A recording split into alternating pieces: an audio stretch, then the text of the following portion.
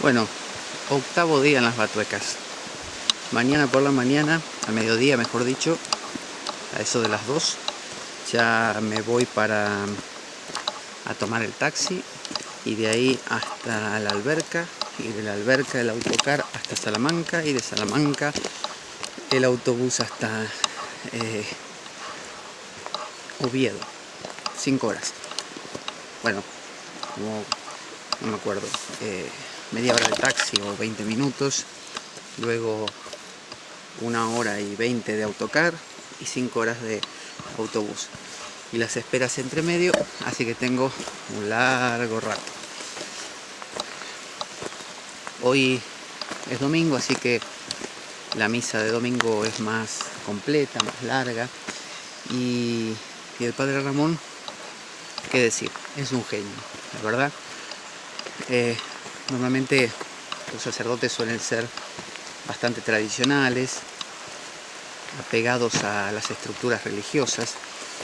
El padre Ramón dice que le gusta mucho la filosofía y muy poco la teología, porque dice que la teología da respuestas, responde las preguntas, por ejemplo, ¿qué es Dios?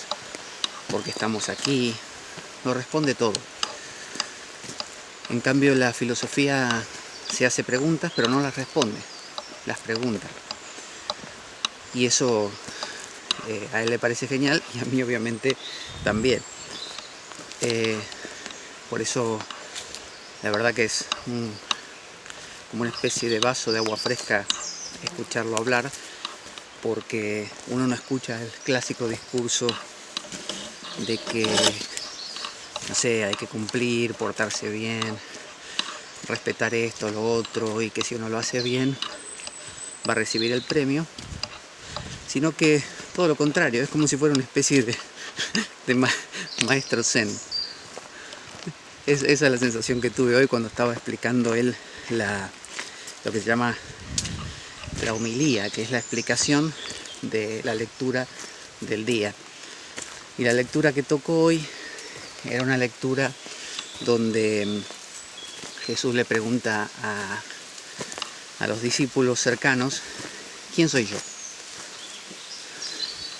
Y los discípulos dan respuestas de acuerdo a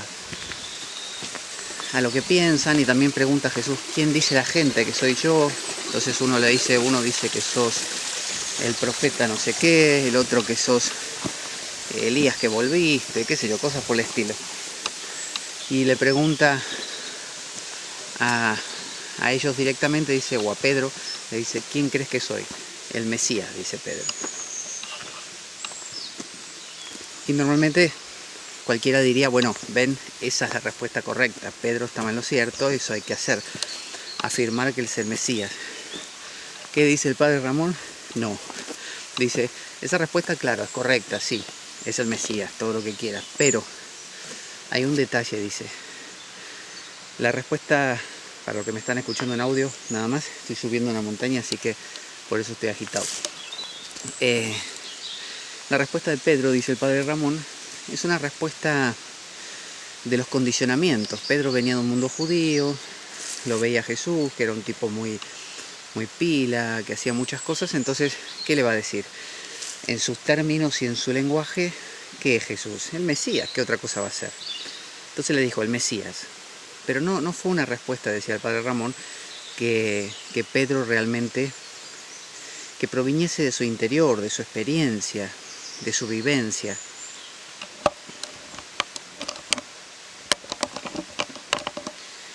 Fue más que nada una respuesta de lo aprendido.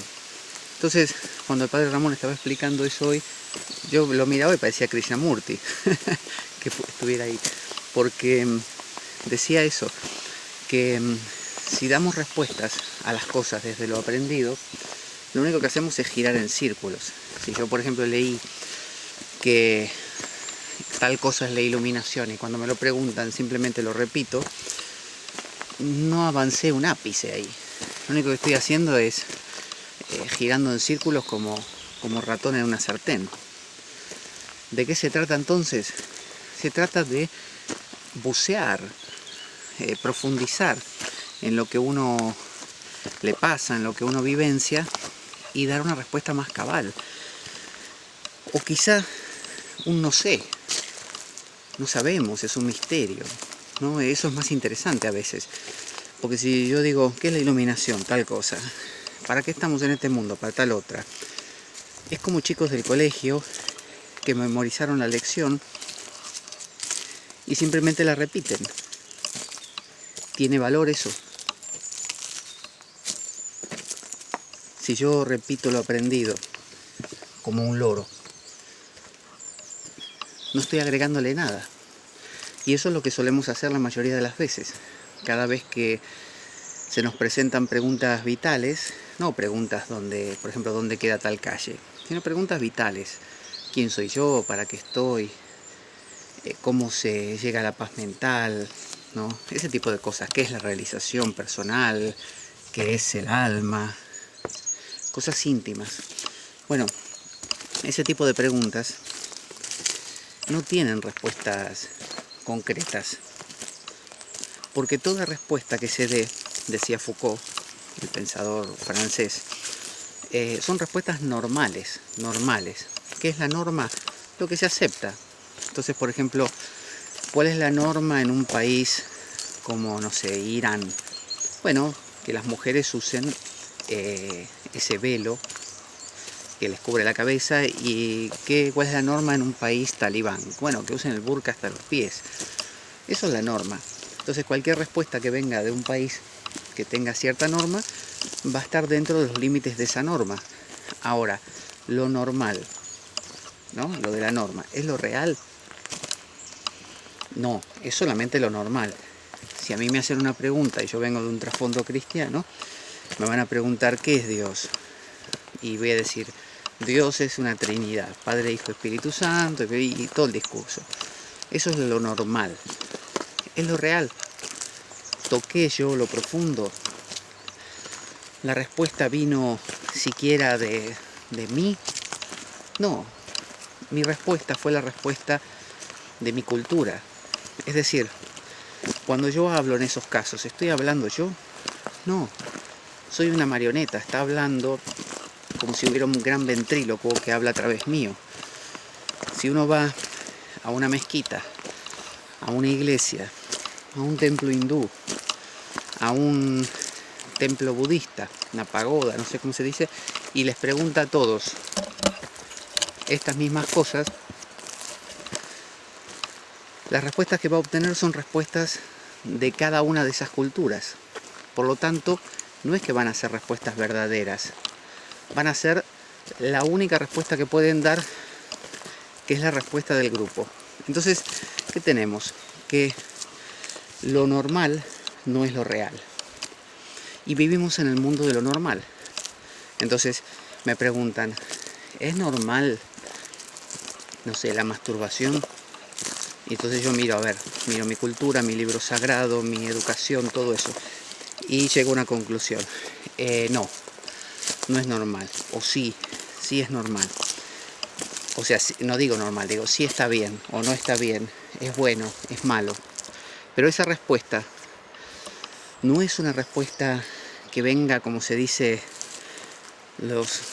en inglés se dice from the guts, de los, como dirían aquí en España, de los cojones. O sea, una respuesta que venga realmente de las vísceras. No es eso. Es solamente una respuesta normal. Entonces, cuando damos una respuesta normal, falta algo, sabe a poco y no satisface tampoco, porque todos los demás discípulos, cuando Pedro dijo, eres el Mesías, se habrá creado como un silencio y todos habrán quedado en un estado de, oh, es verdad, eso que dijo Pedro es lo correcto.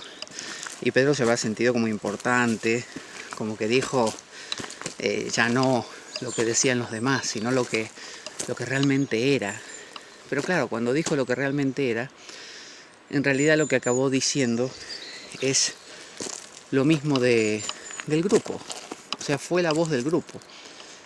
Pedro lo que hizo fue hablar por los demás, decir lo que todos están acostumbrados a decir en un mundo judío. Entonces, ¿cómo podemos ir más allá de lo normal? ¿Cómo podemos ir a lo real? ¿Se puede ir a lo real? ¿Puedo yo realmente hablar de una piedra, de un árbol, de una persona, de una idea religiosa sin caer en lo normal? No. Decía Nietzsche, no existen hechos, solo interpretaciones. Decía Foucault, todos son normalidades. Es decir, nunca uno toca lo real.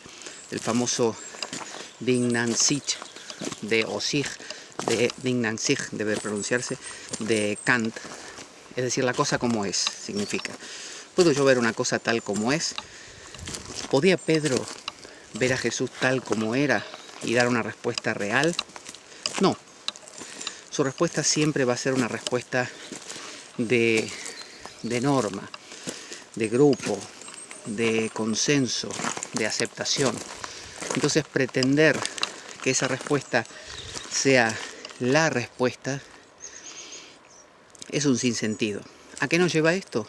Bueno, por un lado una suerte de humildad, porque nos hace ver que no existen cosas definitivas, que cuando yo era pequeño, por ejemplo, se pensaba que los médicos empezaron a decir que la leche materna era mala, porque era sucia, porque venía de un pecho que el bebé chupaba, era sucio. Había que darle leche, lo que se llama en biberón o mamadera, leche de vaca, digamos. Entonces todas las mujeres dando leche de vaca, eso era lo normal. Si a una se le ocurría darle leche del pecho, era una sucia, ¿no? Estaba enfermando a su bebé. Más adelante cambió la norma. Los médicos se ve que investigaron un poco más y dijeron, no, la leche de madre es lo mejor, si por algo está así naturalmente. La de vaca, ¿cómo le vamos a dar la de vaca? Entonces ahora la norma pasó a ser la otra. Entonces en un sistema militarizado hay una norma, en un sistema democrático hay otra, en un sistema musulmán hay una, en un sistema cristiano hay otra, en un sistema cristiano de este tipo hay una y del otro tipo hay otra. Entonces vemos así que en el mundo comunista hay una norma, en el mundo anarquista hay otra, en el mundo, no sé, neoliberal o neocapitalista hay otra. ¿Cuál es entonces detrás de todas estas normas lo real? Volvemos siempre a lo mismo. Lo real no tiene caminos. Todo camino, todo sendero es un sendero creado por el hombre. El hombre no hace otra cosa más que eso. Hemos dicho que el Dasein, el ser ahí, nosotros, creamos sentido de lo que sea, de cualquier cosa. Todo lo que vemos lo interpretamos. No podemos no interpretar. Y cuando interpretamos, yo interpreto que ese árbol es guapo, o lindo, o bello, y con que haya 10 más que interpreten lo mismo, o que acepten lo que yo digo, ya somos la norma. Si vivimos en un pueblo de 15 personas, con que 10 aceptemos eso, somos la norma. Por lo tanto, ¿qué es lo normal? Que el árbol ese sea bello. Viene uno y dice, ese árbol es feo, y ese es un anormal, está equivocado, le erró, no acertó con lo real. ¿Es verdad lo que estoy diciendo? ¿Es así? Así sucede, pero ¿eso quiere decir que el árbol realmente sea feo, bello, lo que fuera? No. Lo que quiere decir es que el consenso popular dice eso y todos lo aceptan. Entonces, Pedro emitió un concepto, eres el Mesías, que era el concepto de su pueblo. Otros se hicieron eco de otros conceptos, otros discípulos, y dijeron, eres, según dice la gente, Elías que regresó, eres, qué sé yo, un profeta poderoso. Entonces, todos estaban omitiendo la voz populi, la vox populi, la voz del pueblo, la voz de la norma. Entonces, así como esto de la leche materna, cuando mi abuela era pequeña, iba a la playa y las mujeres iban tapadas por lo menos hasta la cara y se bañaban en la playa en una sección solo para mujeres y no podían ir hombres y los hombres se bañaban en otro lado. Hoy en día lo anormal es ir tapada. Espera que se me metió un bicho aquí en la oreja. Ir tapada. La mujer va completamente destapada. ¿no? A una playa, es lo normal. Y el hombre con sus pantalones cortos o lo que fuera, porque esa es la norma ahora. En Brasil se usa la zunga, por ejemplo, que es como si fuera un bikini para hombre. Y se bañan todos juntos, y de hecho hay playas nudistas. Entonces, lo normal va y viene. Entonces, cuando alguien proclama de manera radical, absoluta, esto es lo que Dios dice, esto es lo que debe hacerse, no. Esas son simplemente convenciones, normas. Y quedar preso de las normas es limitarse. Entonces, ¿puede uno salirse de toda norma? Probablemente no, porque ya dijimos que el ser humano no ve el mundo como es, sino como cree que es, lo significa al mirarlo. El ser humano es un ser que significa las cosas. Por lo tanto, no podemos salirnos del mundo normalizado. Pero sí tenemos una herramienta que también será normalizada como todas las demás, pero o interpretativa, que es quizá la relativización, que va de la mano del humor. Si yo, por ejemplo, digo, sí, lo normal hoy en día es ir a la playa, no sé, el hombre con pantalones cortos que más o menos le cubren media pierna, y cuando se mete en el agua y sale del agua no puede ni caminar porque se le pega. Es estúpido. Me estoy riendo de una norma. Estoy aflojando la tensión de esa norma. No digo, no, el hombre debe ir con ese pantalón porque es el único posible, es el mejor. Eso es lo que hay que hacer, es lo correcto para el hombre. En lugar de eso, me río un poquito y relativizo. ¿Para qué me sirve eso? Vamos a recuperar el aliento un poco. Esta montaña. ¿Me sirve para qué? Para que cuando vea las normas o normativas de otros, no crea que la mía es única y se las quiera imponer a costa de la vida de los otros, y de la mía a veces, ni tampoco me deje llevar por las opiniones de otros cuando dicen que la de ellos es la verdadera. Entonces, vemos así que la risa, el humor, la duda, la relativización, la autocrítica, es un significador más, una manera de significar más las cosas, pero que me da la posibilidad de dudar y no tomarme tan en serio las cosas. Cuando uno se toma las cosas demasiado en serio, se las cree. Cuando Pedro dijo, eres el Mesías, se creó un silencio solemne. Si Pedro o los demás podrían haber dicho, bueno, sí, según nuestra cultura eres el Mesías. Y en el fondo quizá Pedro podría haber pensado, pero vaya a saber, vaya a saber. Bueno, lo más probable es que la vida sea un misterio. Igualmente esto es un significador más, obviamente. Es una norma más. Hay un montón de gente que piensa que la vida es un misterio. Se le pregunta, ¿qué es la vida? Un misterio. Es algo que no podemos entender. Eso también es una norma. Pero, dentro de todo, es la norma más holgada de todas las normas. Es la norma que me permite un juego más amplio. Es la norma que me permite aflojar un poco la tensión. Cuando yo digo, ¿este es bueno o es malo? Y socialmente tengo que emitir un juicio, así que digo, no sé, bueno. Pero en el fondo pienso, qué sé yo, no tengo ni la menor idea. O quizás si me da el margen social para decirlo, digo, mira, me parece, creo, es mi opinión, que es buen tipo. No lo sé, no lo sé. Puede que me equivoque. Eso es mucho mejor que decir, sí, este es bueno. O no, este es malo. A lo cual le sigue el premio o el castigo de sus congéneres, que pueden implicar hasta la muerte. Entonces, los juicios de valor pesan y pueden fastidiarle la vida a alguno. Entonces, decía hoy esa lectura, y el padre Ramón lo interpretaba así, como que las respuestas claras no aclaran. Las respuestas claras a veces oscurecen. Porque cuando uno da una respuesta clara, limita. Porque también pensemos esto, el Dasein, el ser ahí, nosotros, somos posibilidad infinita. Don Juan de Castaneda decía que el guerrero puede alinear en su huevo luminoso, hablando en otro lenguaje, más como paranormal o mágico, diferentes mundos. Entonces imaginemos que yo soy una especie de huevo luminoso, un aura, y tengo una especie de círculo energético que se puede mover. Y según hacia dónde se mueva de mi huevo luminoso, va a fijarse aquí o allá. Él le llamaba punto de encaje, en el sentido de como punto de anclaje. Si yo lo pongo, no sé, a mi derecha y más abajo, supongamos que eso alinea comunismo. Lo pongo más a la izquierda y arriba, alinea Wicca y paganismo. Lo pongo más abajo y a la izquierda, cristianismo.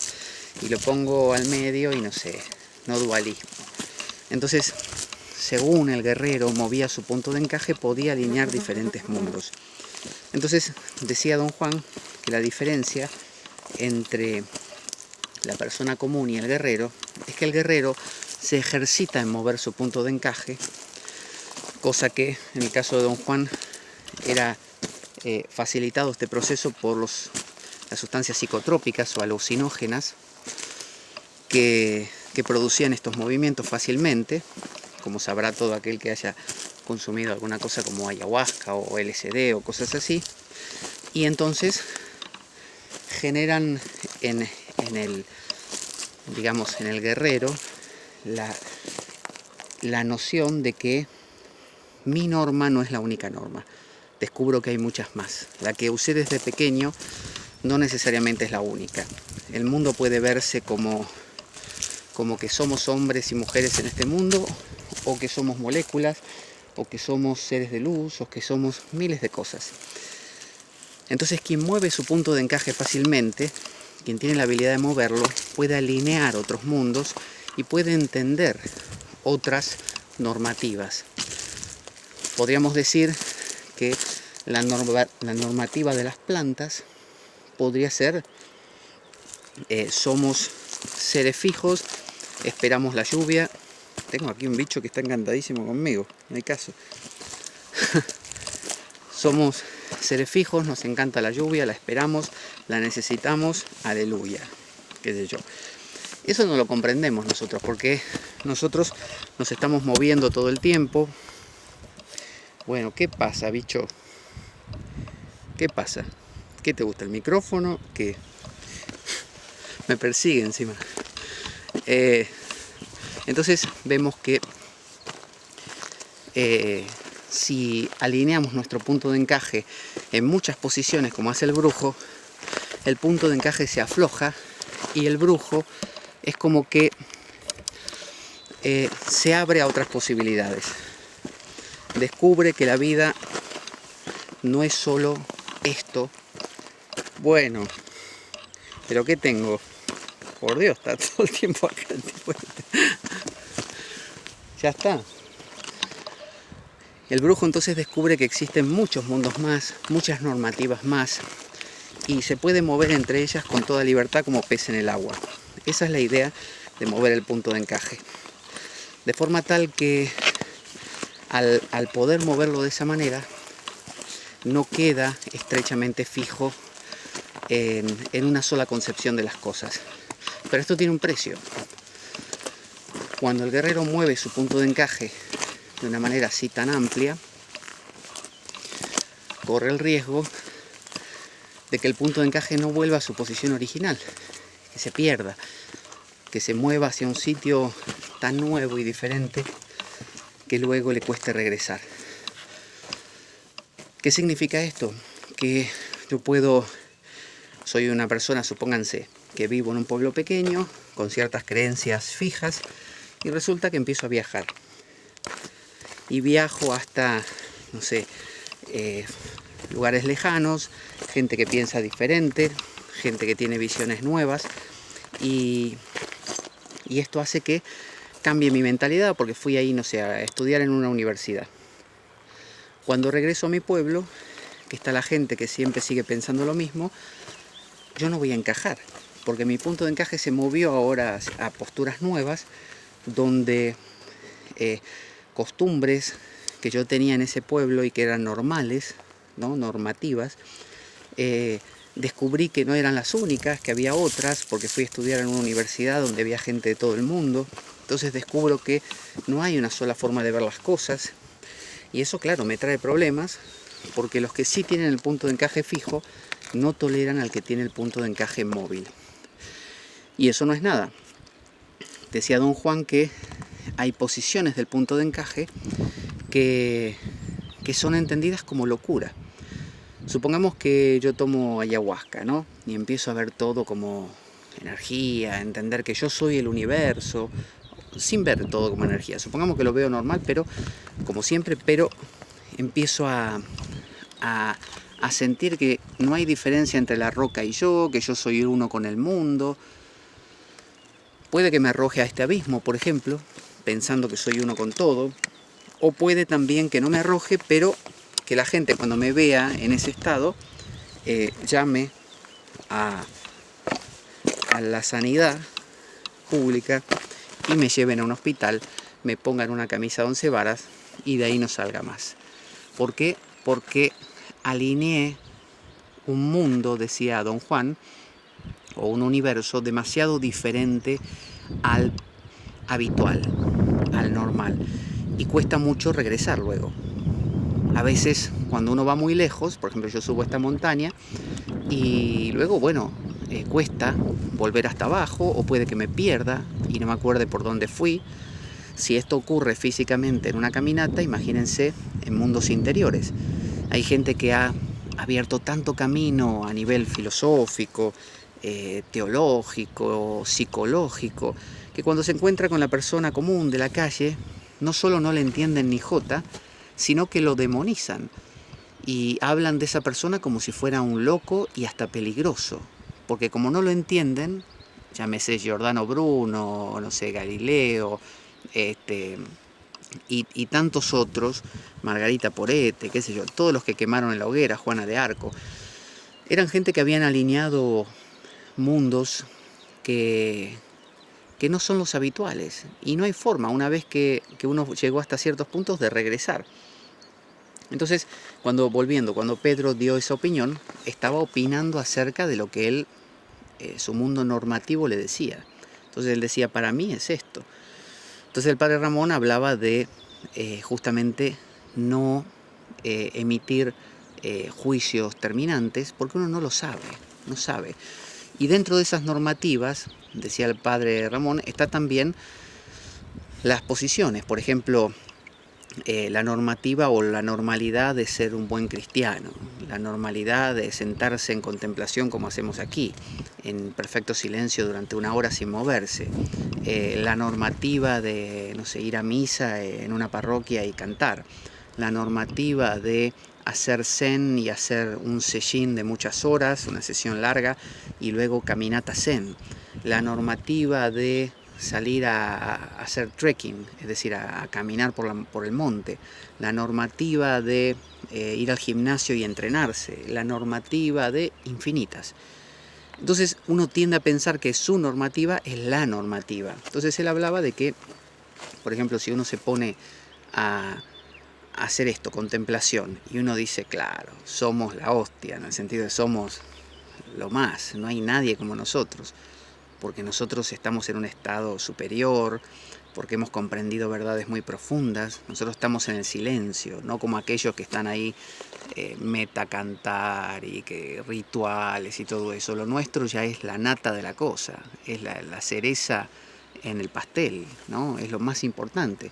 Es decir, uno a veces se pierde, justamente, se pierde pierde el norte, porque uno se atrinchera, se afianza demasiado en su normalidad, como decía Foucault, y bueno, esa normalidad le parece lo real. Por eso el humor es una forma de descomprimir, de demitificar, de relajarse un poco. A veces uno ve gente muy con los labios apretados, el culo apretado, el ceño fruncido, y que son perfectos, no sé, cristianos, budistas, musulmanes, comunistas, anarquistas, qué sé yo, capitalistas, empresarios, lo que fuera. da igual cuál fuera la rama en la que uno se meta. Y son más papistas que el Papa, están muy metidos en lo suyo, no saben soltarse, no saben relajarse. Así que, ¿vieron la imagen del Buda, por ejemplo? Está el Buda meditador, totalmente emaciado, flaco, que es piel y huesos. Y luego hay otro Buda, que es chino, que es un Buda gordo, que a todo el mundo le gusta, que cuando compran la estatuita siempre compran ese, que es un Buda muy gordo y con unas orejas largas, símbolo de sabiduría, y que tiene en el hombro como una especie de jamón y vino y porquerías que le fueron dando a los chicos que las va acumulando. Bueno, ese Buda, que era en realidad un monje que se reía mucho y la gente consideraba que era un Buda, bueno, ese Buda es alguien que se ríe, y se ríe de la propia estupidez. Había un hombre que había repetido toda su vida el mantra del Buda Amitabha, y lo visualizaba al Buda Amitabha de color amarillo. Y Om Namo Amitabhaya, Om Namo Amitabhaya, Om Namo Amitabhaya, y así. Cuando estaba muriendo, llamó a un sacerdote budista que le hiciera los oficios últimos, y ya cuando estaba por expirar le confiesa al sacerdote: ¿sabe usted que durante toda mi vida yo me estuve preparando con lo importante que es con el mantra del Buda Amitabha amarillo? Y el monje se sorprende y le dice: pero señor, el Buda Amitabha no es amarillo, es rojo. Y entonces el tipo en ese momento se dio cuenta que se había pasado años y años pensando en el Buda Amitabha y de color amarillo, se había equivocado. O sea que todo lo que a él le parecía tan importante no servía para nada, básicamente. Y empezó a reírse a carcajadas, y murió riendo. Entonces un poco se trata de eso, de relativizar las estructuras, las normativas. Uno no puede salir de las normativas, uno está siempre dentro de alguna. Pero hay normativas grandes y normativas tan estrechas como las ¿cómo se le dice? No sé si es anteojeras de los caballos, o orejeras, no sé cómo le dicen, eso que se le pone para que miren solo para adelante. Hay gente que tiene de esas demasiado estrechas. Túneles de realidad, le dice Robert Anton Wilson. Bueno, hay gente que tiene túneles de realidad muy estrechos y hay gente que tiene túneles de realidad más amplios. Entonces, tener un túnel de realidad más amplio, diría yo que es más armonioso, porque es más abarcativo, más relajado, porque desde arriba, ¿ven? Desde arriba de esta montaña, el valle, se ve en todos sus detalles, se ve completo. Pero si yo bajo, ahí es donde está el monasterio, cada cosa que mire va a ser solo esa cosa, no voy a ver esta totalidad que veo desde aquí. Estar aquí arriba sería como tener una visión de túnel, un túnel de realidad muy amplio. Puedo ver cosas, puedo darme cuenta hacia dónde van las cosas, puedo ver gente que está cometiendo un error y que se está yendo hasta un camino sin salida, pero la gente no lo ve porque está ahí abajo. Entonces, el túnel de realidad más grande, o reírse un poco de su propia estupidez, es lo que borra esas fronteras y permite que uno no se tome en serio y se relaje. Bueno, para pensar un poquito. Aquí estamos en la cima de esta montaña preciosa con este valle inmenso por debajo aquí en las Batuecas. Hasta pronto.